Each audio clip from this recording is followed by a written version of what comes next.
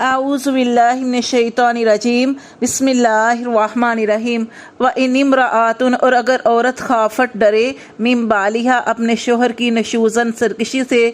او ارازن یا اس کی بے رخی سے، فلا جناح تو نہیں گناہ، علیہما ان دونوں پر، ان یصلحا کہ وہ صلح کر لیں، بینہما آپس میں، صلحن صلح کرنا، والصلح خیر اور صلح ہی بہتر ہے۔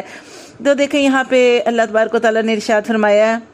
کہ اگر عورت کو ڈر ہو کہ جو اس کا شوہر ہے کہ وہ اس کے ساتھ سرکشی کرتا ہے، یعنی وہ عورت کو حقوق نہیں دیتا، اس کے ساتھ بدسلوکی کا معاملہ کرتا ہے یا مار پیٹ کرتا ہے، تو اگر اس طرح کا معاملہ ہے تو عورت سے کیا کہا جا رہا ہے کہ دو طریقے ہیں، ٹھیک ہے، ایک تو اس آیت میں بتایا جا رہا ہے اور ایک اگلی آیت میں، کہ پہلا طریقہ کیا ہے کہ طریقہ یہ ہے کہ دو طریقوں میں سے عورت جو ہے وہ اپنے لیے منتخب کر لے، کیا یا تو وہ شوہر سے بالکل علیحدہ ہو جائے، ٹھیک ہے،